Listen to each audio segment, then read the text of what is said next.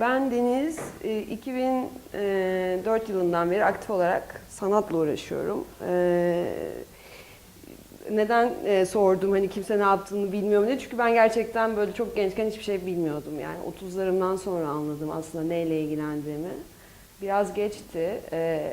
Geç olduğu için de çok acılıydı. Fakat anladıktan sonra her şey çok aslına bakarsanız güzel gelişti benim adıma. Çünkü aslında ortaya çıkan e, iş dediğimiz bugün ama benim işlemeyi pek sevmediğim ve daha çok yapıt olarak adlandırdığım eserler hepimizin aslında bıraktığı izler yani bir şekilde ve kendimizden bahsediyor her şeyden önce. Ve kendimizden bahsetmesi çok önemli diye düşünüyorum. Ancak kendimizden yola çıkarak bir ortaya çıkan herhangi bir şeyin bir anlamı olabileceğini düşünüyorum. Ve dolayısıyla kamusal olan ve kişisel olanın aslında çok aynı yolculuk olduğuna inanıyorum. Bugün burada çok tatlı bir, yani sormamın sebebi şuydu. Ben bir sunum hazırladım ve bu sunum dil ve nesne ve mekan üzerine. Benim de farklı ilgi alanlarım var fakat Zeyno ve Bige'nin önerdiği konu aslında en de görünür olan ve en dominant olan konu. Yıllar içerisinde gelişen işlerde bu dilin nasıl nesneleştiği, dilin nasıl mekanlaştığı üzerineydi. Etrafta şu an dönen kitaplar, artı bir kitap daha var fakat o bende şu an yok. Onu da şeyden bulabilirsiniz. Mephisto, Kırmızı Kedi gibi kitapçılarda bulabilirsiniz. 3 tane kitap aslında bu işte yaklaşık 7 yıllık bir süreçte 2011'den bu yana ürettiğim 3 kişisel serginin aynı zamanda kitabı. Ve aslında sergi metni değiller, başlı başına birer onlar da kendilikleri olan yapıtlar. Şimdi bu kitap yani şu an dolaşan ilk kitaptan başlayarak ve ilk sergiden başlayarak dille nasıl ilişkilendirdiğimi bütün bu nesne oluşumuna dair bir şeyler anlatacağım. Aranızda gerçekten bir şeyin kendiliğiyle ilgilenen, işte aynı zamanda internetteki popüler kültür politikaları nasıl oluştuğuyla ilgilenen ya da tamir mevzusuyla ilgilenen vesaire, yani bir sürü yerden bir yerlerden bu sunumda aslında bir şeyler bulabileceğinizi düşünüyorum. Bulamazsanız da bulamadığınız yerden bağlanıp lütfen soru sorun. Benim için önemli, benim kendi pratiğimi de düşünmeme yardımcı olacaktır. Bu arada ben link gönderdim.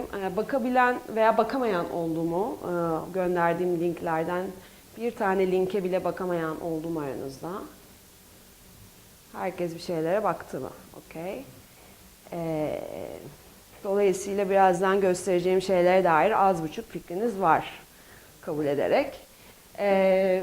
Şimdi bu gördüğünüz fotoğraf benim ilk sergim, 5 kişilik büfet. Yani ilk sergim dediğim, bir sürü grup sergisinde bulunmuştum fakat 2011'de aslında her şey şöyle gelişti. Yani ben ne yapıyorum bunca grup sergisine katılıp da sanat piyasası içerisinde sanat söylemini yeniden üretiyorum fakat neyle ilgileniyorum gerçekten diye kendimi sahalardan geri çekip 2 sene eve kapanıp hiçbir şey yapmayacağım artık dedikten sonra aslında neyle yaptığıma dair ortaya çıktığım ilk sergiydi 2011 yılında. Ve Arter'in de ilk prodüksiyon sergisiydi. 4. katındaydı. Ve gördüğünüz mobilyalar, mobilya diyorum. Şimdi burada dille ilgili bir yerden artık girizgah yapıyorum çünkü mobilya diyorum. Bakın nesne ya da heykel vesaire bile demiyorum. Bunlar birer mobilya ve 5 adet mobilya ve mekana girdiğinizde böyle 5'i birden sırtı dönük bir şekilde sizi karşılıyor. Ve gül kaplama hepsi birer çeşit asker gibi orada diziliyorlar. Ve mekanda başka hiçbir şey yok. Mekan bomboş. Bu mobilyaların ilki tabut, ikincisi bir oda, Yani kapalı bir oda formunda bir mobilya. Üçüncüsü vitrin. Şu gördüğünüz bir hapishane şeklinde bir mobilya. Beşinci gördüğünüz şu da bir kasa şeklinde bir mobilya. Yani baktığınızda bu bir kasa, bu bir tabut. Birçoğunuz herhalde kavramsal sanatla ilgili eğitim almıştır ya da işte az buçuk kulağınıza bir su damlamıştır. Benim için bir şey demek, yani buna tabut, buna da kasa demek çok önemli. Çünkü karşılaştığınız anda onun tabut olduğunu ve onun kasa olduğunu biliyorsunuz. Fakat yani hani bu bir tabut, evet, içine girilebilen bir tabut ya da içine girilebilen bir kasa. Bunu biliyorsunuz ama bir yandan da ama neden yani hani gibi bir tuhaf bir boşa düşme, boşalma anı yaşanıyor. Yani evet, so what denen işte ne olmuş yani filan denen bir şey etki yaratıyor. Çünkü aslında hiçbir müdahale o anlamda yok. Yani bunların mobilya olması dışında. Bu etki benim için çok önemli bir etkiydi. Mesela burada çok gözükmüyor fakat şurada gördüğünüz bu kasanın arkasında şurada bir kemer var. Kasaya yani içeride bir kemer var böyle. İçeri girdiğinizde dikelmiş bir kemer karşılıyor sizi. Sırttan çok ufak gözüken bir detay. İçeride yani bütün mobilyanın içerisinde de bir dünya var. Ve böyle bayağı kapalı kutu bir sergi aslında. Yani kimseye hani burada bir sanat var ama bu sanat ne bunu anlatmayan. O yüzden buraya şöyle bir metin yazdım. Bilmiyorum siz ne düşünürsünüz, bunu tartışalım. Mekana kişi girdiğinde normalde sanatla karşılaşma beklentisiyle girdiğinde orada bir takım böyle cicilikler falan görür. Yani mesela bir 60'ların hissiyatına girer ya da bir şeyin hissiyatına girer. O anlamda bir dekordan ayrışma söz konusu. Buradaki mekan tamamen bomboş bir mekan ve bomboş mekan içerisinde 5 mobilya olarak kurduğunuzda aslında o bir sürü anlamdan, bir sürü connotation yani o anda size gelen çağrışımsal anlamlarından sıyırmak ilk etapta izleyiciyi. Yani bu benim öncelikli hedefimdi. Ondan sonra da acaba ne yani filan diye de bir düşünme süreci başlatmak. Şurada gördüğünüz masanın içinde yani şurada bu beyaz burada bir süt var ve bu süt bütün sergi boyunca kaynayan bir süt ve krema tutuyor üzeri yani şu şey böyle sütün derisi aslında burada şu ahşapla böyle birleşen ve bir sürü insanın da bunun ne olduğunu pek anlayamadığı yani buradaki şeyin süt olduğunu özellikle anlayamadığı bir doku yaratıyor, bir sınır yaratıyor. İşte burada kepenk var şu an bu cümleleri anlatıyorum size. Burada bir kepenk var. Kepenk oradaki yani o da bildiğiniz bir kepenk.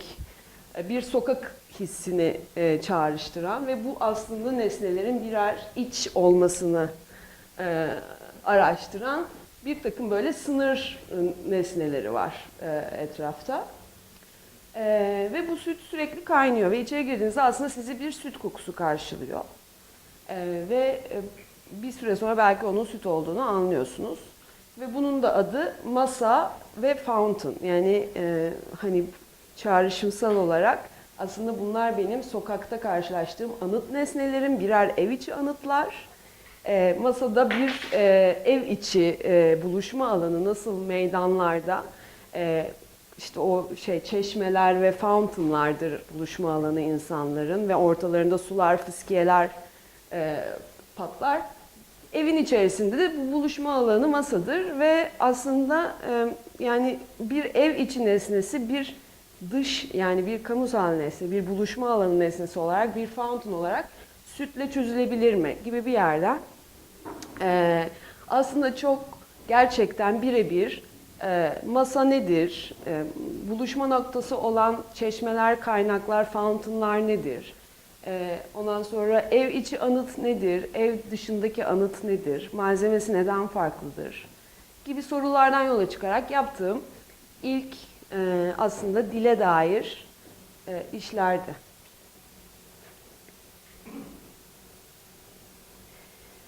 Burada kronolojik bir sıraya koydum. Evet. O bir önceki yerleştirme burada evet evdeki gibi de edilmişler vesaire. Yeni bir düzenleme var yine de. Ve merkeze koymuşlar. O bir holse, bir aralıksa o aralığın merkezine konmuş hepsi ve eşit aralıklarla konmuş. Biz bunları ne kadar mobilya desek de yerleşme tarzı bana bunların her şeyden önce bakılacak ve incelenecek birer nesne olduğunu söylüyor. İsimleri hala işlevlerinden geliyor. Değiştirilmemiş dolap kasa. Aslında değiştirilmişti. Sergideki isimleri E1, E2, K1, K2, K3'tü. Bunlar da aslında bu kitaptaki bu kitabı da özetle geçeyim, pardon araya giriyorum. Baktıysanız kitap şeyle açılıyor, işte mobilya 1, K1 kadın 1, dikelmiş tabut. Üzerine portre büyüklüğünde cam açıldı. Aksesuarlar kırmızı perde, yeşil perde, balonlu poşet, koli bandı. İçeride kadın 1, kadın 1 ayakta. Mobilya 2, K2, kadın 2. Kasa formunda kilitli dolap. Kadın 2, belinden dolaba bağlı. Dolabın kapağındaki pervanenin çapı bir kolun içinden geçebileceği ölçülerde. Diye devam ediyor aslında. Bu da mobilya ayrı bir... Evet. Mobilya da aynı şekilde ama yani genel isimleri de birleştikleri ek kapsayıcı evet. isim de yine işlevlerini işaret ediyor. Doğrudur. Bu arasındaki geçişkenlik hem çok bir tarafıyla analitik ve kavramsal, yani dile dayalı ve salt dile dayalı, gramere dayalı. Ama bir yanıyla da şiirsel bir tarafı var. Bunun da var, zaten koku var. Evet. Bu ikisi arasındaki dengeyi kurarken nasıl yöntemler izlediniz? Tam soru ne? Recap bir cümlede. Şöyle söyleyeyim. Birincisi, işlevlerinden koparıldıkları halde hala isimleriyle anıyoruz bunları. Yani bunlar bakılacak birer nesne olarak dizilmiş, o net. Mobilya desek bile buradaki dizilimleri bana bunlar mobilya demiyor. Bu mobilyayı diyor ama o demiyor. Bu aradaki boşluk şiirsel bir boşluk.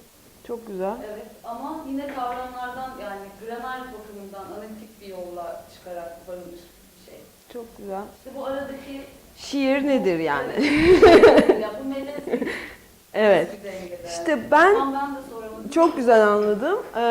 Ben tam olarak bunu yakalamaya çalışan bir sanatçıyım. Yani sanatta da bunu seviyorum. Beğendiğim sanat da buraya bakıyor. Bunun bir matematik mi? Yani hem bir evet analitik ve dile bağlı böyle kavramlar dünyasından gelen bir bubble'ı var, bir hacmi var.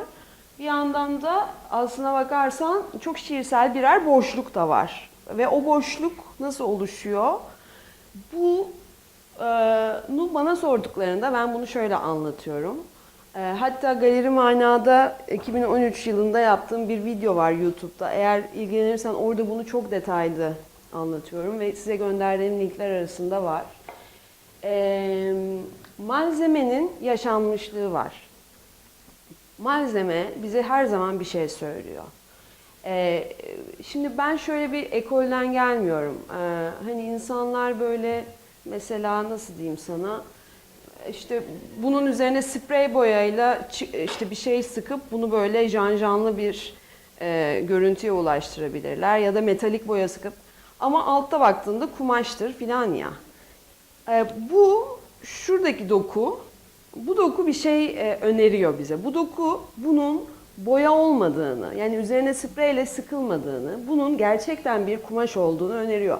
Ve sen bunu mesela en arkadaki Ümit miydi?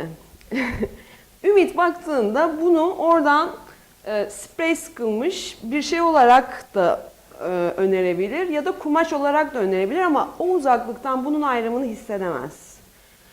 Fikir üretebilir. Sen yakınlaştığında taktik neydi? Tactility Yakınlaştığında bu sende bir dokunma arzusu uyandırır ve anlamak istersin. Bu gerçekten kumaş mı yoksa sprey boya mı? Dokundun, anlaman kolaylaşır ama dokunmadan sadece gözlerinle baktığında, duyularımız var ya bizim, duyularınla baktığında bunun abi evet ya bu galiba sprey boya değil. Bu sprey boya değilse, bu kumaşın kendi dokusuysa o zaman bu bize inanılmaz başka bir haz veriyor.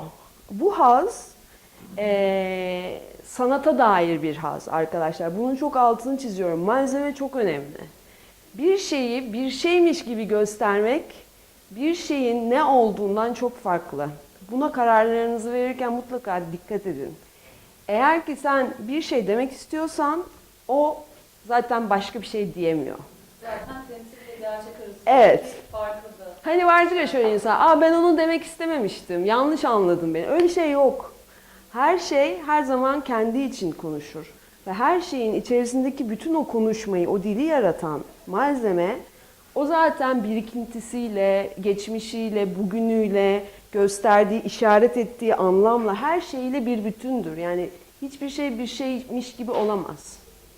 Dolayısıyla o boşluk, şiirsel olan, hem dile dair bir uzamlar silsilesinde bir yer edinirken kendine, hem de böyle bir malzemeden kaynaklı, içine onun girebilme şeyinden, yani bu mesela bu kapıların açık olması bir şey öneriyor. Ne diyor? Benim içime girebilirsin. Ben bunları kapalı bıraksaydım, ki mesela Arter'e hep bunu söyledim, hep kapılar hafif aralık olsun. Yani ki insanlar içine bakabilsin ve girmek isteyen girebilsin. Ben bunları sanat eseridir, buna dokunmayın deseydim, o zaman içine girilemeyen, Sanat eserlerine de dokunulabilir mi? hayır şunu söylemek istiyorum. Yani aynen bu hani şöyle bir şey. Mesela heykel olsun. İnceliyoruz, onu kullanmıyoruz. Evet, o da başka bir. Şimdi bu da ikinci şeyi açıyorum. Şimdi birinci konuyu anlattım, cepte malzeme değil. İkinci konu şöyle bir konu. Sen hangi mesafedesin bu esere veya işte işe? Sen bu mesafedesin ve bu sana heykel olarak bir şey öneriyor. Diyor ki benim etrafımda dön diyor. Sen heykelin etrafında dönmeye başlıyorsun. Boşlukları bilmem ne algılamaya başlıyorsun. Malzemesi bir şey öneriyor. Diyor ki ben plastiğim diyor. Vasatım diyor mesela. Ya da ben goldum diyor filan. Bir de şöyle bir şey var. Sen bu ne diyor? Gel benim içime gir diyor. Benimle birleş. Bazısı dikey, bakın siz bu presentation'da yok ama bu presentation'da olmasa da bakabilirsiniz. Benim Biennale'de yaptım, Bige'lerle beraber İstanbul Bienalini yaptım. 2015'te bir eser var. Bir Rum evinin bir tavanı, mekan bomboş, gene içeri giriyorsunuz. Biraz da internetten de bakarız. Aynen onun da videosunu göndermiştim. Mekandan içeri giriyorsunuz, etrafta hiçbir şey yok. Giriyorsun, dolaşıyorsun. Senin aklına tavana bakmak gelmezse, kimse hatta tavana bakmadan çıkanlar olmuştu o sergide. Yani burada ne var ya filan deyip böyle. Bunu suggest eden hemen internete bağlanabilir miyiz 2 dakikada buradan? Bunu suggest eden şöyle bir şey var. Hazır yeri geldi, konuşalım. İKSV Guest mi? Neyden canım? Ha, okey.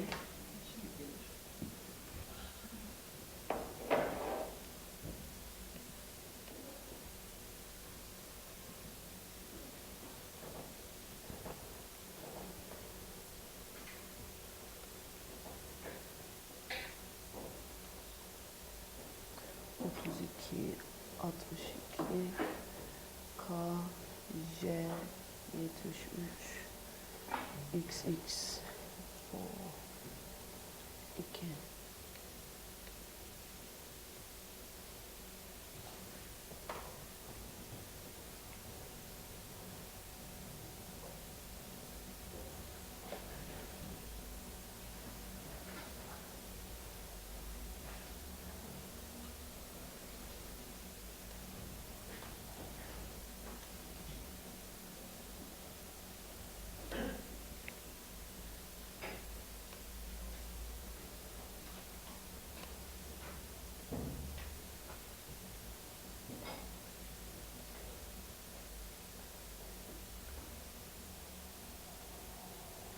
Bakın burada yerde 3 tane minder var.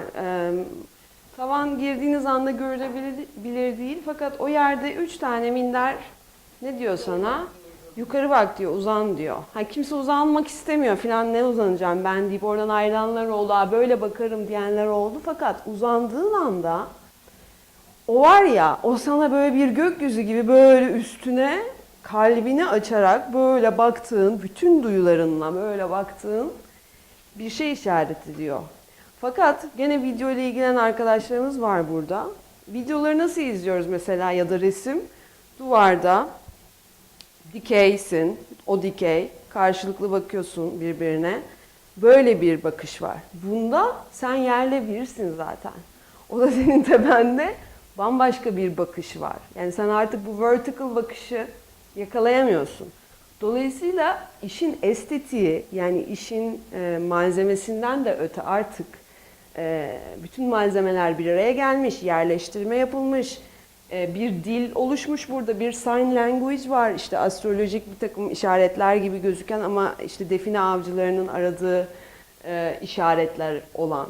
Yani sen bütün bu bilgiye hakim olmadan dahi o sana başka bir şekilde konuşmaya başlayan, nefes alan, kendiliği olan bir şeye dönüşüyor. İşte ikinci yerde, ikinci gap'te böyle bir gap. Senin eseri nereye koyduğun, eserle nasıl bir ilişkide olduğun, esere nasıl baktığın, hangi bakış açısıyla gözlemlediğin, bütün her şey devreye giriyor o noktada. Herkes okey mi?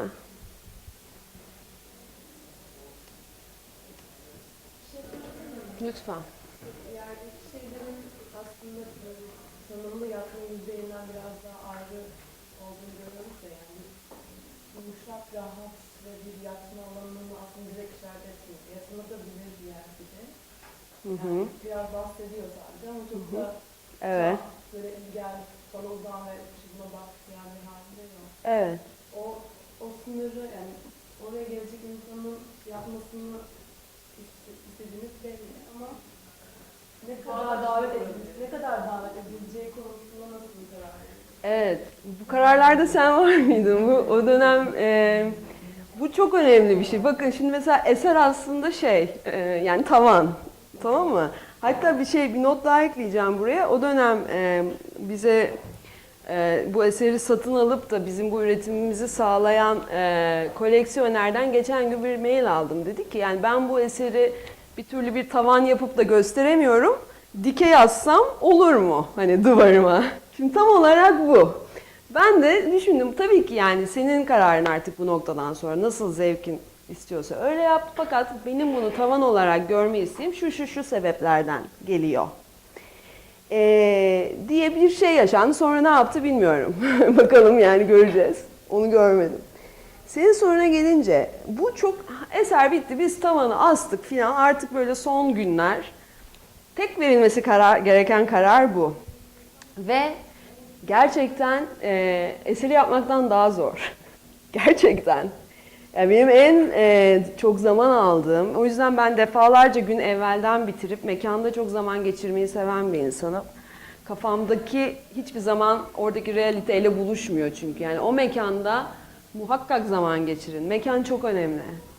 İş önemli ama işin içinde ensele ettiğiniz yer, bakış, duruş, mesafe, her şey ve orada insanın nasıl hareket edeceğini tasarlamanız işin çok büyük bir parçası. Burada ben şöyle şeyler düşünüyorum işte. Acaba yatak mı koysam? Yatak yani it means yani başka bir şeyler demek. Bu sefer yatakla ilgili bir sürü şey geliyor. Yoga matı mı koysam? Mat yani sadece böyle tek bir thin bir layer. Yok, o bambaşka bir şey getiriyor beraberinde. Minderler mi koysam böyle? Minderler böyle uzanırsın ama tam olmaz. Yani günlerce bunun ne olabileceği, onun minderinin kalınlığı, ölçüsü, rengi, yumuşaklığı hep böyle işte Elif vardı o dönem. Sürekli örnekler geliyor gidiyor, deneniyor mekanda bakılıyor, mekandaki hissi, duvarlarla nasıl konuşuyor, her şey bir arada çalışıyor. Yani İşin kendisine dahil, üretim sürecine dahil aslında. işte kesinlikle yani işin büyük bir aynen orada bitmiyor. Yani koymaya da bilirdim. Yani ama istedim ki yatsın insanlar. Ondan sonra yani bu böyle git gel yani defalarca denemeyle içgüdüsel bir şekilde ortaya çıkan bir şey. Sadece şunu akılda tutun, her malzemenin, her boyutun, ölçünün bir şeyi var, önermesi var. Gene eğer bu konuyla ilgileniyorsan Desiring the Unconscious diye bir link daha gönderdim size. Öyle bir konuşma yaptım. Orada tam olarak bir şeyin uzamda nasıl ölçüler yarattığını, nasıl hiyerarşiler yarattığını anlatıyorum. Şimdi mesela bu da bir hiyerarşi öneriyor. Yani giriyorsunuz mekana, bu da size bir düzlem, yani bir hiyerarşi öneriyor. Ne öneriyor mesela burada?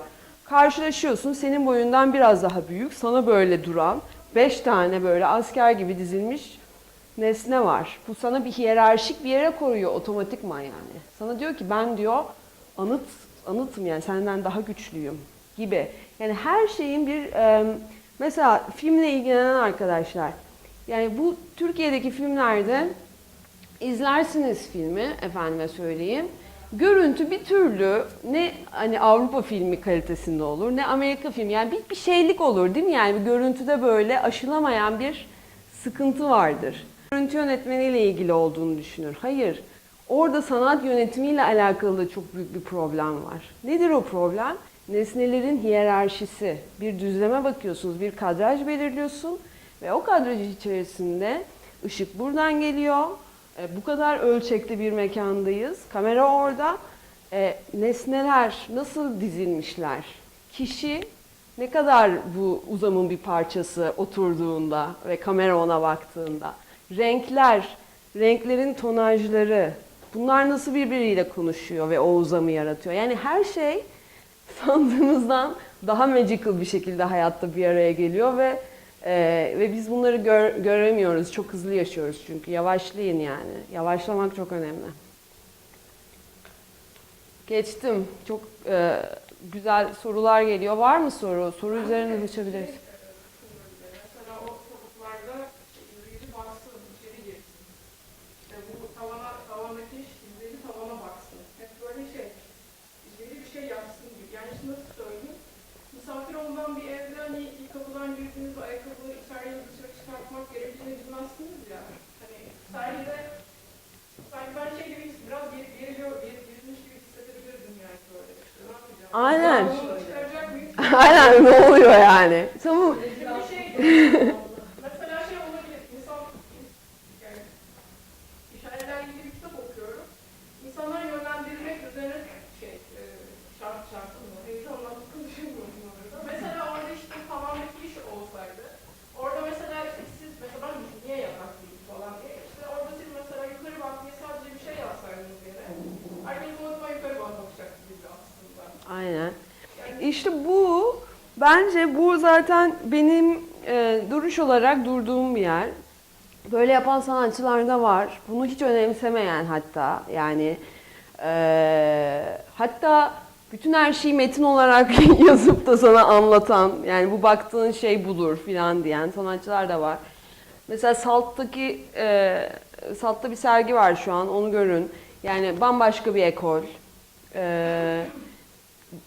Ben öyle bir sanatçı değilim yani. Ben biraz böyle bunu Evrim Altuğ diye bir yazarımız vardır. Bu arkadaş bana aynen bu şekilde sordu. Şöyle yani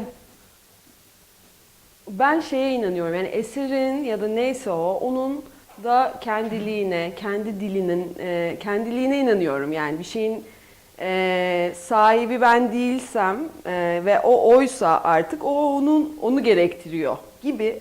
Ya ben böyle bir takım kafalar yaşıyorum yani anlatamıyorum. Hani ben böyle düşünüyorum bu olayı. Herkes böyle yaşamıyor. Tam olarak mesela işte şu yani daha basit bir iş. Bu örneğe geçelim. Bu mesela metin yine yazıyorum işte vesaire. Hani bu kitaplar çok önemli bu sergilerde vesaire ama mesela burada böyle bir metin yazmıştım ben. Hatta Elmas Deniz'in Redler kitabı vardı. Onun için yazmıştım ama o kitap basılmadı galiba. Sonra ya da basıldı mı bilmiyorum. Çok eskiden. Sonra baktım bu kitap basılmıyor. Ne yapayım ben bu metni falan diye düşünürken şişenin üzerine böyle bir engrave edildi bu metin. Şurada gördüğünüz böyle bayağı lazerle zzz, diye çizildi. Ondan sonra her sayfası, yani her şişenin her yüzeyinde bu reddetmekle ilgili olan bu şiirin bir parçası var. İngilizceye çevrildi. Ondan sonra da böyle bir şeye dizildi. 4 tane böyle yan yana. Kafalarında şey var, pamuk. Ondan sonra içlerinde de çiş, süt, su ve kan var 4 şişenin. Ondan sonra da bir ay boyunca da sergi mekanında böyle durdular bunlar. İşin adı da Freestanding Self Molotov. Molotov kokteyli vardır ya, böyle atarsın bam patlar. Bu metin, burada yazan metnin ben şöyle bir metin olduğunu düşündüm. Yani bir şeyin dönüşmesi için kendini yıkması gerekir. Yani Molotov da biraz öyle bir yerden ortaya çıktı. Ve bu body'li, bu vücutsal sıvılar işte üre, süt, su ve kan. Aslına bakarsan bir ay boyunca sergi mekanında durduğunda süt mesela yavaş yavaş bu hale geliyor. Sonra buradaki thickness beliriyor. İşte zamanla çalışan bir arkadaşımız vardı, zamansalla önemseyen. Sütle aynı hikaye. Mesela az önce gösterdiğim kaynayan süt. O süt her gün kaynıyor ve masanın sınırı hafif azalıyor. Her gün yeniden süt konuyor, her gün kaynıyor. Yani sınır değişiyor. Senin soruna gene ek. Sınır çok önemli bir şey. Sınır nerede bitiyor, nerede başlıyor? Malzeme ve maddeleşmek üzerine sendin değil mi çalışan? Yani bir şeyin sınırı belirliyor ya o maddeyi. Sınır her seferinde değiştiğinde madde değişiyor. Bu da önemli. Yani zamansallığı da düşünün bir eseri düşünürken. Ne oluyor burada? İşte süt ayrı şey yapıyor, işte burada kan ayrı, böyle kokular, yani kabus. Zaten bu galeride gösterildi, Paris'te bir galeride. Ve galeri direktörü yani o kadar komikti ki, yani ben dedi hani böyle bir galeri sergisi hayal etmemiştim çünkü kokuştu yani ortalık filan dedi, ama bu da bunun bir parçası. Yani orada vücutsal bir devinim isteyen, molotof olmayı isteyen, yakılmayı isteyen bir durum var yani. Her şey değişiyor ve değiştiremediğiniz zaman bunlar decay etmeye başlıyorlar mesela. Bu işte çok fazla bir önerme yapmıyor. Yani geçiyorsun, etrafında okuyorsun, okursan bakıyorsun. Hani sana çok bir şey anlatabiliyor muyum, hani şey demiyor. Ama gene gizli kapaklı, yani gene burada ne oluyor kimsenin bilmediği bir durum var. Hatta böyle sergi bittiğinde örümcek ağları falan oluşmuş bu pamukların arasında, böyle ayrı bir ekosistem oluşmuş. Efendime söyleyeyim. Bu da üzerindeki metin, her saydığında yazan. Okumak isterseniz biraz susabilirim. Bu çeviri, ben böyle metinler yazıyorum falan ama nasıl çevirecek bunlar derken Elmas beni Nevzat Erkmen diye biriyle tanıştırdı ve o kişi işte James Joyce'u Türkçe'ye çeviren, Yapı Kredi Yayınları'ndan çıkan James Joyce'u çeviren biriydi ve daha sonra ben inanamadım, yani ne güzel çevirdim falan derken bu kitabı da çevirdi, bu kitabı da çevirdi. Yani şey, arkadaşlar bir şey yaparken bu nasıl olacak diye düşünmeyin. Yapın yani. Yapın. Sonra bir şeyler olur yani. Anlatabiliyor muyum? Bu çok önemli. Hani kitlendiğiniz noktalar için bunu hep hatırlayın. Yani bir şey hiçbir zaman kitlenmiyor. Her zaman bir şeyler açılıyor önünde. Geçiyorum. Gene metinle ilgili bir iş. Bu gördüğünüz dikiz aynası. Bir taksi aynası. Taksimetrenin döndüğü. Ben gene bu metinleri yazarken, işte bu kitaptan sonra bu kitaba geçtim. Bu kitapta 5 karakter var. Bu 5 karakterin 3'ü öbür kitabın konusu oldular. Ben ikinci sergiyi düşünmeye başladım vesaire.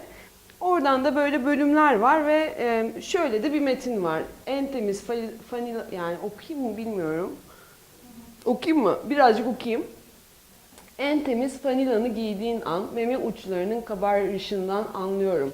Bana ne senden, bana ne sürekli kendini anlatıyorsun, bana ne meme uçlarından, bana ne siki kalkmayan yargıçlardan, bana ne zürafa kılıklı at yemişçesine kabaran kibir horozlu ulemalardan, bana ne lalalardan, ırgatlardan, havuzlardan, sığanak yağmurlu ve sert gecelerden, o dans ettiğiniz şifalı elleriniz, habersiz gözlerin, bana kendini diktiğin kendini anlatma. Bu böyle bir metin.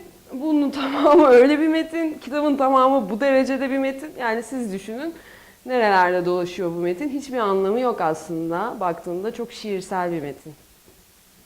Ya da tüm kürklerimizi tükürdük, Türkçe sarınarak damarlarımıza, kabarmış başkaları almış yerlerimizi, ben de kırmıyorum sizi, kırmıyorum dillerinize.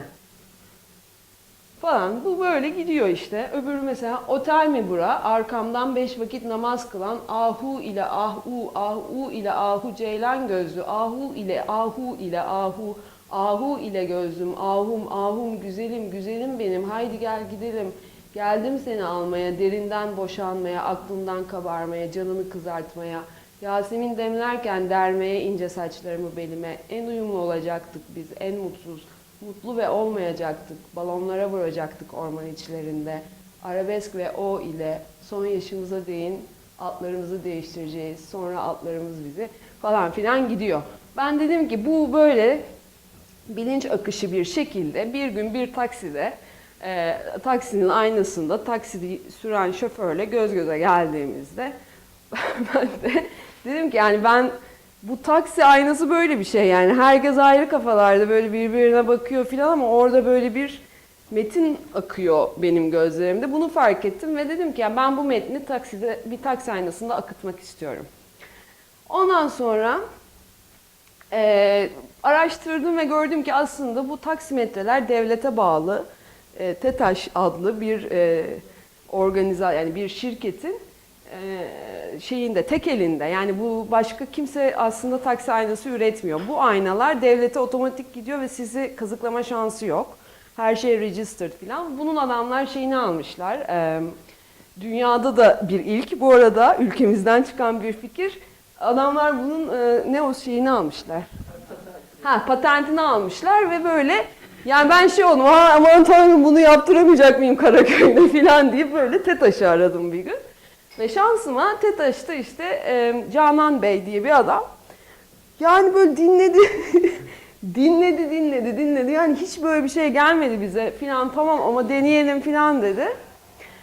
Bu da yaptığı test bana da video gönderiyor böyle bir şeyden mi bahsediyorsun filan diye. Adama bu metinleri gönderiyorum. Meme uçları filan böyle. Ve oldu arkadaşlar. Yani ben şey istedim. Hani şuralarda da böyle taksi aynasının şeyinde şey yazar ya, para yazar falan. Öyle şeyler istedim. Onlar olmuyor falan dedi. Okey ya no problem falan dedim ben böyle. Bir de şu bazı harfler büyük oluyor, bazıları küçük oluyor. A'lar büyük, E'ler büyük ama ünsüzler küçük. Okey dedim yani ne oluyorsa bakın gene malzemenin doğası daha da güzellik katıyor. Yani ben gidip bu Karaköy'de bir ledciyle yaptıracaktım ya bu işe. Kendi kafamdakini yaptıracaktım ama ne oldu? Adam dedi abi ben bunu böyle yapamıyorum. Bence daha güzel zaten falan dedim yani. Gönderdi ve oldu. Ben bu dikiz aynalarından 6 tane mi kaç tane yaptım? Evet 6 tane dikiz aynasından taksimetreli bir şeyler yaptım işte o dönem. Sonra bu gene başka bir örnek metinle ilgili, dille ilgili konuşuyoruz diye. Bu böyle apartman isimleri vardır. Eskiden böyle hani yıkıldı artık o binalar da yakalamışsınızdır siz de. İşte şunu düşünüyordum yani mesela böyle geçiyorsun Hürriyet Apartmanı filan. Ne kadar kamusal yani biz yurt dışına çıkanlarınız vardır. Hiç apartman isimlerine isim veren, yani apartmanlarına isim veren ülke gördünüz mü? Yokmuş. Ya bana çok doğal geliyordu bu. Yani biz hani böyle bayağı apartman isimleriyle yaşıyoruz. Hani hiçbir yani Amerika'da, Paris'te, orada burada yok yani. Bir tek biz isim veriyoruz apartmanlarımıza. Ve bu çok enteresan bir durum değil mi sizce? Yani bana çok enteresan geliyor. Evcilleştirme şeyi had safhalarda. Bir yandan evcilleştirirken gene o mobilyaları hatırlayın burada, tabutu bilmem neyi hatırlayın.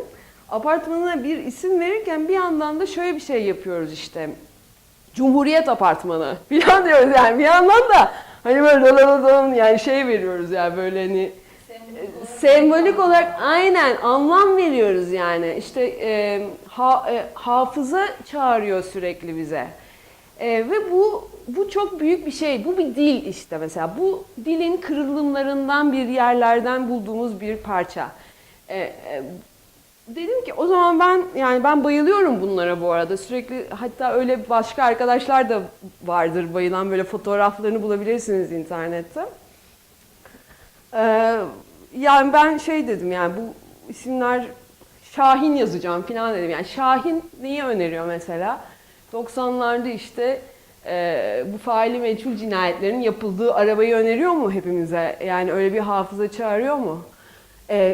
Şu zaten şu böyle şey, tipografiden anlıyorsun zaten. Onu gördüğün anda böyle dedim, abi ya bir dakika, faili meçhuller falan direkt yani böyle bir hafızayı çağırıyor ya. Şahin yazdım, işte ne bileyim Cumhur yazdım, Baş yazdım falan. Bir yandan da Sarı Öküz de yazdım yani, hani Sarı Öküz diye bir apartman ismi gördüm falan. Çok eğlenceli geldi, onu da yazdım. İşte Polis yazdım falan. Yani bunların hepsi tipografileriyle, işte bilmem varsıl, yani status, yani bir hiyerarşi düzlemi öneriyor bize. Yani bir yandan da bunları böyle bir polis barikatları olur ya, öyle dizdim. Bu sergide bunun karşısında da şey vardı. Burada fotoğrafını koymamışım. Gördünüz mü onu? Taksim anıtını yapmıştım ben. Vitrin koymuştum ismini. O vardı yani bunun karşısında, böyle gene enteresan bir şey.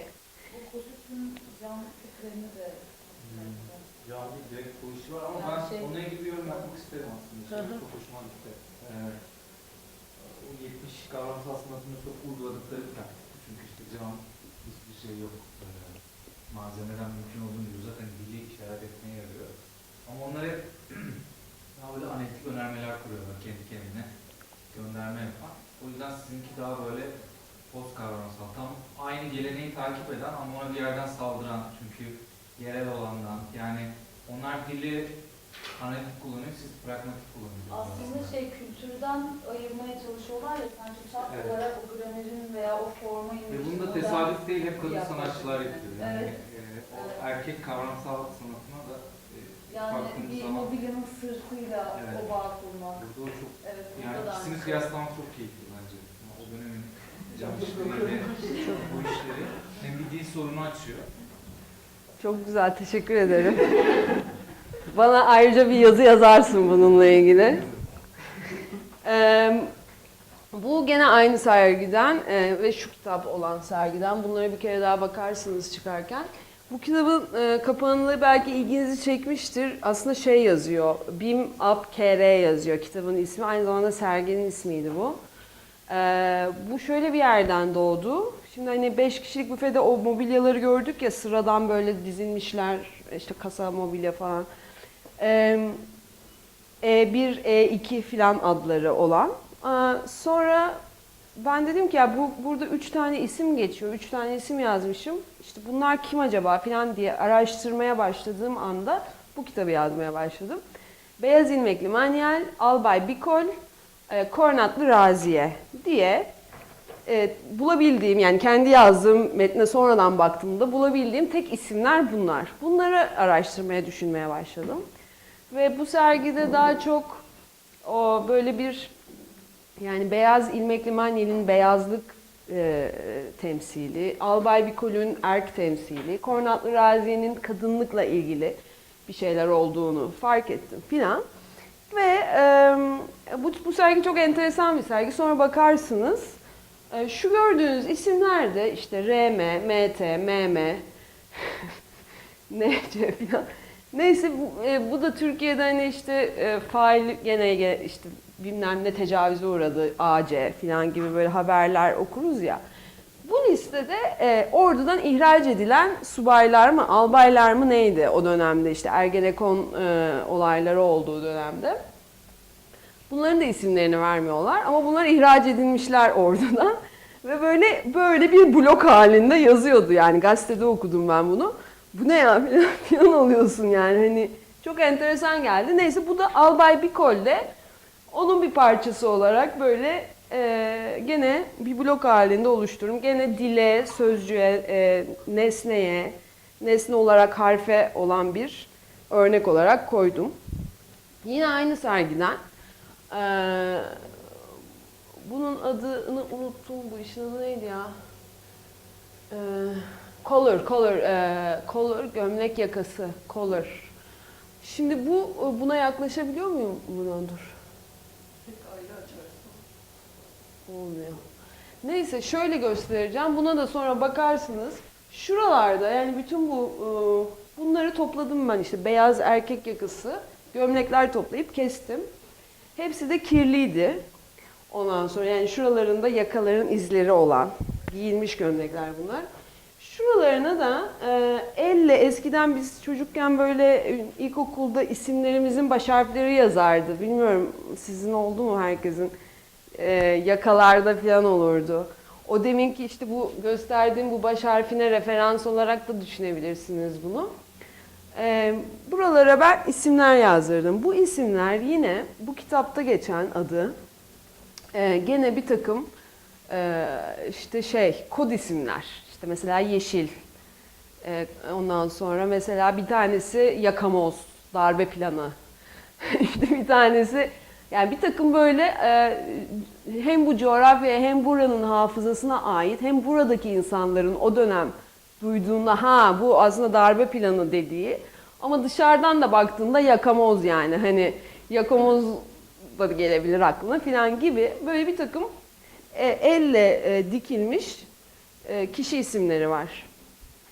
Çok silik, neredeyse gene yakınına gelmeden göremeyeceğin ama yakınına geldiğinde acaba burada ne yazıyor filan yani beyaz üzerine beyaz gene hani bakabileceğim bir isim. Mesela şöyle söyleyeyim. Bu sergide ben 19 tane üreticiyle çalıştım.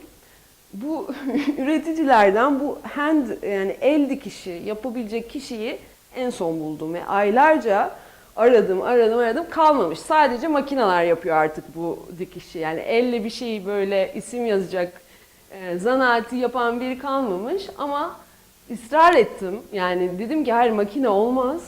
Mutlaka bir kadın bulacağım ve yapacak yani bunu. Sonra da buldum. Yani bu da aynı şey. Yani ben bu kadını bulamasaydım bu işi yapamayacaktım yani. Bir daha sana geliyorum.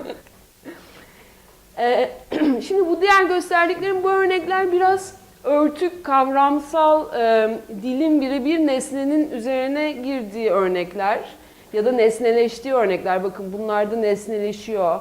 Bunda nesnenin içine metin olarak giriyor. Bu örnekte tamamen kavramsal bir yerde kalıyor. Bu işin adı sızı. Sızı yani hani sızıdan geliyor, sızmaktan geliyor. Aynı zamanda o dönemde bu WikiLeaks vardı hatırlarsınız. WikiLeaks'ten geliyor aynı zamanda. Aynı zamanda da bizim albayların telefon konuşmalarının dinlendiği bir dönem.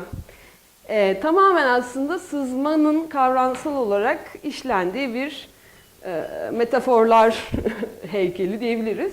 Şu gördüğünüz leğen alçıdan bir leğen ve içinde de su var.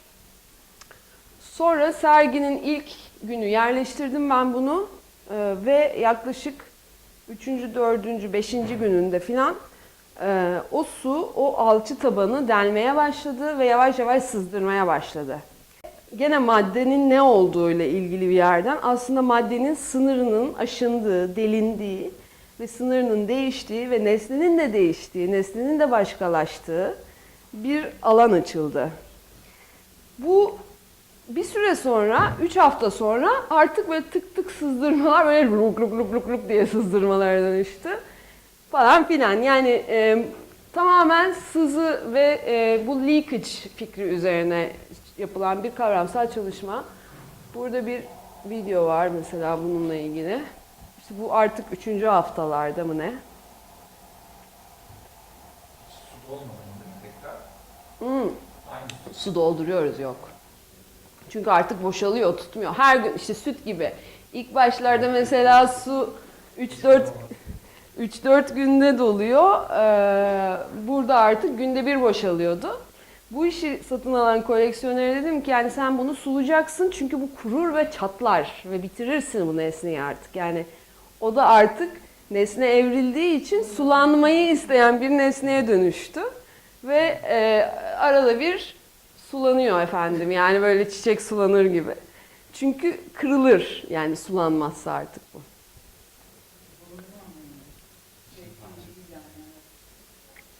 Bu uçuk adı.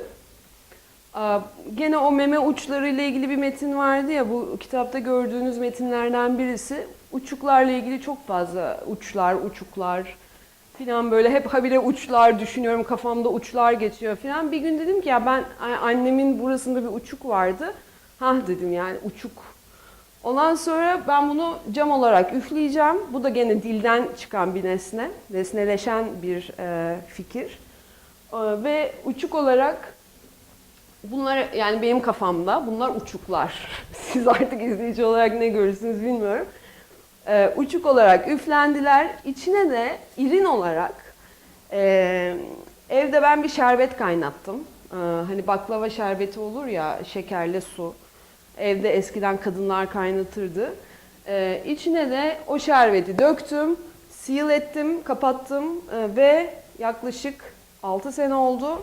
Alan kişiler de o 6 sene içerisinde o şerbetin yavaşça koyulaştığını gördüler. Bende de var biri, oradan biliyorum, ama hepsi birbirinden farklı olduğu için ne durumdalar ben bilmiyorum.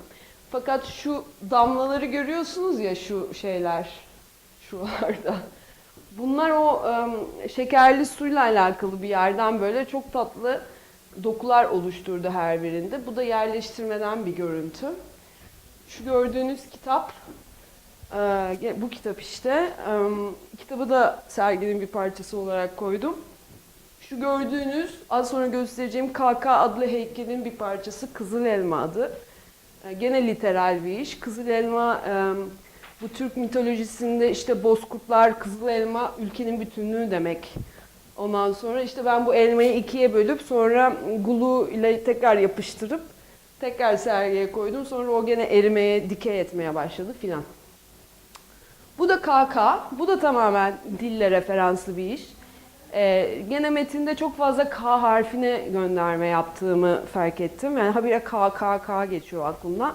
Ve KK aslında K harfiyle ilgili neler, yani neden filan diye düşünürken işte bu Albay Bikol'ün bir parçası olarak belirdi. Şu gördüğünüz tepedeki K, mirror eden böyle 2 tane K harfi. Tepedeki şey yeşil kumaş, bu kağıt oynanan kahvelerdeki örtü, çuha. Şu soldaki bulmacalar çözülmüş, gerçekten benim bir komşum var, emekli albay.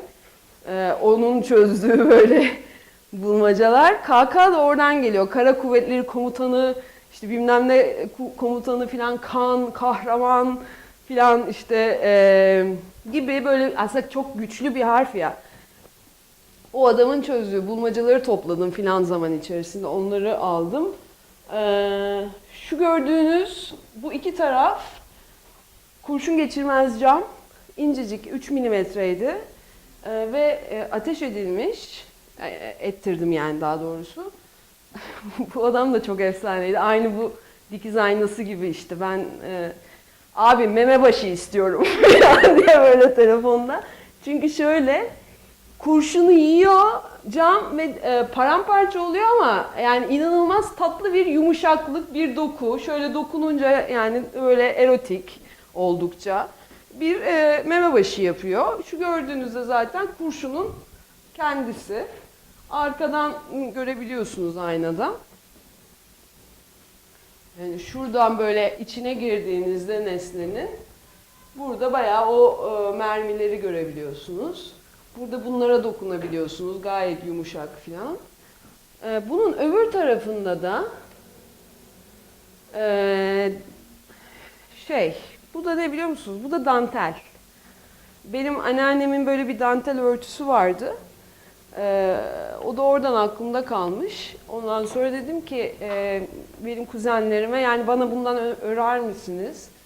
Sonra işte ördüler filan, o tarafa da onu geçirdim. Meme başlarıyla Yani orada aslında burada da bir meme başı var ama biri dantel ve evde yapılan bir şey, biri çok vahşi bir şey. Yani bir yandan bir şeyin hani vahşiliğiyle domestikliği hani bir arada falan gibi bir şeylere ulaşmaya çalıştım.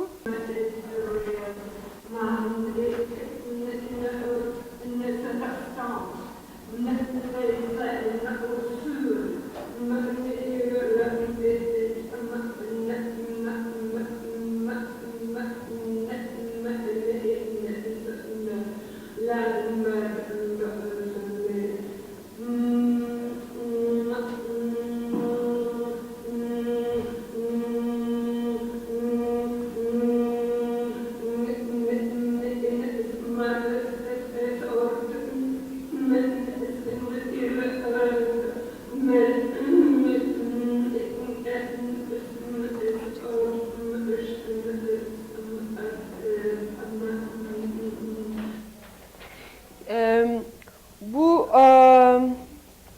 verdiğim metin ona gene bu işte buradaki tekstin İngilizceye çevrilmiş hali ve okudular yani bu bayağı şey yani hani literal bir şekilde de çeviriyi yaptık fakat şöyle bir brief verdim az önceki Carol'a. Dedim ki yani sen bu metni şu duyguyla ve kendi dilinde oku. Dolayısıyla bir translation mevzusu var. Fakat gerçek bir translation değil. Duygu ve hissi translate etmek üzerine bir çalışma. Ve bayağı aslında metne bakıyor ve metni okuyor ama kendi dilinde okuyor gibi. Bu gördüğünüz yani hani bunu nasıl biz bu metni gerçekten müzikal bir performans yapabiliriz diye düşündük ve belli sectionlar oluşturduk. Ondan sonra belli markalar yaptık filan böyle işte Mantu yani E1 ve K2 Dominating the Cacophony filan gibi böyle sectionlara ayırdık. Ve 5 müzisyen bu projeyi çalıştık ve ben onlara şöyle bir şey gönderdim. İşte herkesin rolleri ondan sonra yazıyorum böyle işte şu şöyle olacak. Kabine siz bir dolabın içerisindesiniz. Bir şeyler demek istiyorsunuz falan. Developing your character. Ondan sonra Act 2'daki section'lar. İşte bunlar kaçar dakika olacak filan gibi bayağı bu metni yani bu piyes metnini bir müzikal performans metnine dönüştürüp daha sonra da bunu bu 5 müzisyenle çalıştığım bir sürece girdim. Yine o dönemden bir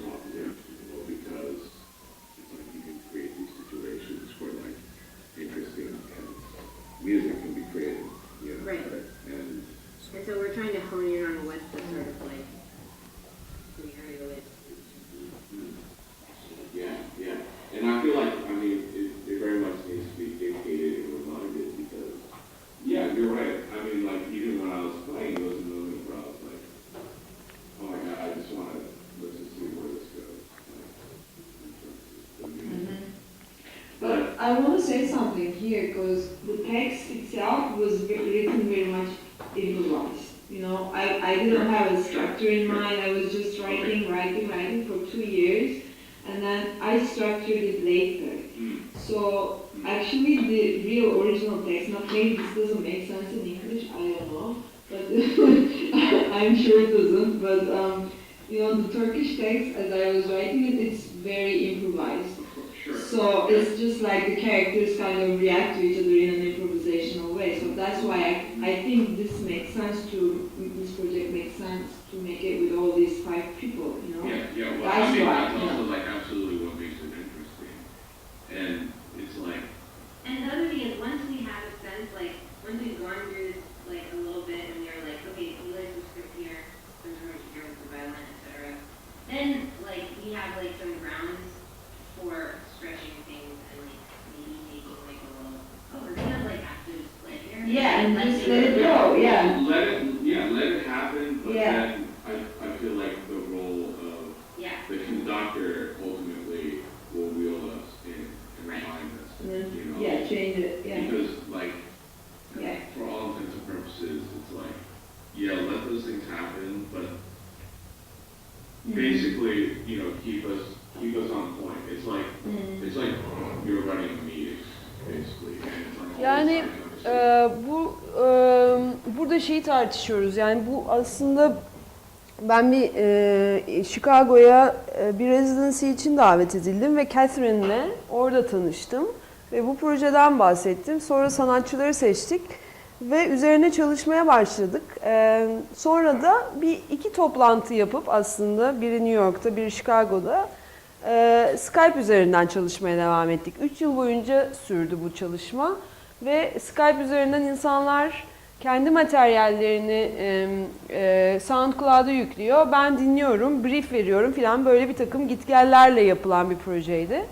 Ve az önce gösterdiğim videoda ve size gönderdiğim linkte de var, bu documentary linki var bir tane 22 dakikalık. O ilgilenenleriniz seyredebilir. Bu metnin nasıl bir skora dönüştüğünü çalışıyoruz. Ve skorun içerisinde improvisation kanalları açıyoruz. Dolayısıyla bu metin orada 5 sanatçıyla perform edildikten sonra burada bugün başka 5 sanatçıyla tekrar perform edilebilir bir hale geliyor. Arada improvisation kanalları açtığımız ve skora oturttuğumuz için. Bu skordan bir örnek, işte karakterler birbirleriyle duolar yapabiliyor, sololar var, triple'lar var. Aralarda işte percussion'ın girdiği bir takım böyle cue'lar var ve o cue'lar üzerinden öbür karakter nerede girmesi gerektiğini anlıyor vesaire gibi. Bir adaptation tamamen, yani bir metnin bir müziğe adaptasyonu üzerine bir proje. Ben böyle üzerinden geçiyorum şu an ama ilgilenenleriniz, gerçekten enteresan bulanlar izleyebilir. Bu da skorun o ilk draftlerinden gerçekten son hale dönüştüğü gerçekçi bir skor. Karakterler, işte orada karakterlere yönelik briefler var tepede vesaire ve hepsinin önünde bu metin var.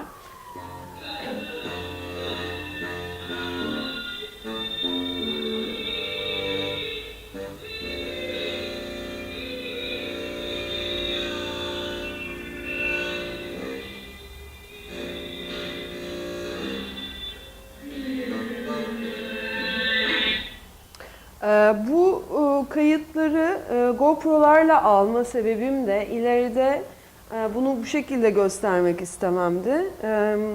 GoPro'la aslında o kabinetin içinde ya, bu mobilyaların içinde ya bu 5 karakterler ve o mobilyadan come out etmeye çalışıyorlar ya, belki senin de ilgini çeker, bu bayağı LGBT bir iş aynı zamanda, coming out ile ilgiliydi yani. Ve o klozetten çıkma halini, o wardrobe'dan çıkma halini bir türlü beceremiyorlar. Ve o wardrobe'un içerisindeler bu karakterler ve GoPro'yla da aslında o vücut hareketiyle tamamen o alanı aslında oluşturmuş olduk, yani öyle bir kayıt alarak. 5 basun vardı, işte cello vardı, 2 drum set, 2 voice. Böyle bir işti bu. Geçiyorum. Son sergiye geliyorum. Çok az kaldı arkadaşlar. Son kitap, burada olmayan kitap Low Yellow adlı bir kitap, bulabilirsiniz. Artık benim için bağlam, ben hep şöyle diyorum yani, referans sanat üretiminde çok önemli bir şeydir ve insanlar böyle bir sürü referanslar verirler işlerinde. İşte mesela kavramsal sanata bir referans verir ya da kimisi bir ekolojik bir movement'a referans verir. Referans çok önemlidir. Referanslarınıza bakın. Neler referanslarınız? Ben genelde kendi referanslarımı kendim yaratmayı seçen bir insan oldum ve bu yazdığım kitaplar aslında benim dünyamın referanslarını ve mihenk taşlarını belirliyor. Ve burada son sergide 2 tane iş göstereceğim. Birisi Uzay Mavi, birisi Genç Kahin. Bunlar kitapta aslında bir konjektürün içerisinde ismi geçen işler. Kitaptan bir örnek koydum buraya. Ve sergide gösterdiğim iş buydu. Bu artık şöyle bir noktada. Az önce hani sızıyı gösterdim, uçuğu gösterdim. Bunlar biraz daha dilin bize önerdiği görseller üzerineyken artık son sergide burayı da tamamen dağıttım ve tek referansı ve tek önermesi kitabı okuyan birinin anlayabileceği kadar kapalı bir yere geldi artık benim için ürettiğim nesne. Dolayısıyla buna baktığınızda hani bambaşka bir şey yaşayıp düşünebilirsiniz ama kitabı okuduğunuzda daha alt anlamlarına varabilirsiniz. Bunun dokusu, bu işin ismi Uzay Mavi Şelale'ydi. Bu vintage bir tile. Üzerinde böyle deniz dalgaları olan, gene çocukluğumdan benim hatırladığım ve çok az bulunan artık bir tile. Şelale gibi akıttım. Uzay Mavi de şeyin ismi. Eczacıbaşı üretmişti galiba bunu. Onun ismi yani, tile'ın ismi. Bu da Genç Kahin'in sayfalarından. Ama referansların mesela hafızayla da ilişkisi var ya. Kesinlikle var. Yani o kesin. O ama yani dille olan ilişkisinden bahsediyorum artık. Yani hafızam benim atıyorum. Ya bu iş özelliği değil de Karl Andrei'yi de bir şekilde... Kesinlikle. Minimalizm de. Kesinlikle. Bu da Genç Kahin. 14. bölümü işte... Genç kahin yeşil hortum borularını surun bahçelerinde gezdiriyor. Suya alçı dökülecek. Genç kahini uzaktan izliyorum. Hortumun ucunu görmeye çalışarak alçının hortum içinde katılaşmasına gayret falan filan diye gidiyor. Burada aslında sergide yapmak istediğim şey kitapta genç kahin yapıyor. Ve bir surun etrafında sulaması gerekirken çimleri hortumun içine alçı döküyor. Ve ben sergide bunu böyle bir hortum görüyorsunuz. Yeşil bir hortum. Bu kadar. İçinde alçı var. Yani tamamen alçılanmış ve böyle kalınlaşmış bir hortum bu. Eğer ki siz buna bakıp abi burada da hortum koymuş yere diye de geçebilirsiniz. Az önceki şeyden bahsedeceğim. Yani o malzemenin önermesinden bahsedeceğim. Alçı hortumun içinde ve kesinlikle gözükmüyor. Tek gördüğünüz şey hortum aslında. Fakat bir his geçiyor izleyiciye ve bakan kişiye belki de. O his de şu. Abi burada bir katılaşma durumu var. Yani bunu okuyamıyorsun fakat bu his sana geçiyor. Ve bence bir şey şiirsel yapan şey de bu. Yani illa her şey okunmak, görünmek zorunda değil. Bu hortumun içinde alçı olduğunu bilmeden oradan çıkan bir sürü insan vardı. Fakat ben bir sunum yapmadan evvel, Şili'deydi bu sunum, görselleri gönderdiğimde bir çocuk geldi bana dedi ki sunumdan sonra, işte bu işleri falan anlatıyorum. Ben dedi, yani bu hortuma baktım dur, döndüm bu hortuma baktım. Ama neden baktığımı da bir türlü anlamadım yani. Ve sen bana sunumda bunun içinde alçı var dediğin zaman ben anladım ne olduğunu. Şimdi mesela bu çok enteresan bir durum. Yani dönüp bakıyor yani. Anlatabiliyor muyum? Mimar farklılıklar vardır ama Bilinç okuyor onu. Anlayacak kadar algılayamıyoruz ama bilinç dışı şekilde. Evet yani vücut dili gibi bu. Hani insanın konuştuğunun %5'i dil olarak duyduğumuz şey %5'idir, %95'i vücut dilidir diye bir şey var ya. Yani nesnelerde de bu böyle. Bunu düşünün her zaman yani. Orada bir şey var, bir dil var. O dil sizin konuştuğunuz dilden farklı bir dil. Yani arada fark var. Biraz onun ayrımını Bunu teknik olarak nasıl yaptın? Yani mekanda mı? mekanda oldu aynen. Ve şöyle bir merdivene çıktık, pompaladık ve alçıyı dökmeye başladık. O esnada da ben böyle alçıyı oturtuyorum falan filan, böyle döndürüyoruz filan. Yani bir performans aslında bayağı. Bir süre sonra da zaten donmaya başlıyor ve donmaya başladığı anda da bırakıyorsun orada artık kırılır yoksa filan gibi bir takım şeyler var. Yani tamamen performatif bir iş baktığında.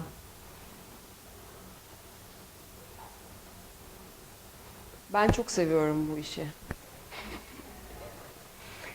Yani neyse geçtim. Bu da aynen son iş. Yeni üzerine çalıştığım bir eser. Şu gördüğünüz yazım kılavuzu, bu da 2010'da böyle sıkıntıyla alıp yazım kılavuzunu düzeltmeye başlamıştım filan. Sonra 2016'da bir sergi daveti aldım ve bunu yapmayı önerdim. Sonra bir A harfini baskılarını aldım ve A harfinin düzeltmesini yaptım. Ondan sonra da bunları yan yana astım ve çok eğlenceli oldu. Böyle yontu gibi aslında, heykel gibi. Böyle sözcükler birleşmeye başladı. Benim koyduğum metinlerle karıştı. Çok şiirsel bir şey oldu filan. Böyle çok enteresan bir şey oldu ve bunun devamını yaptığım bir süreçteyim şu an. A'dan Z'ye yani bütün hepsini. Öyle bir sergi olacak yakında da. Ona da beklerim. Nokta.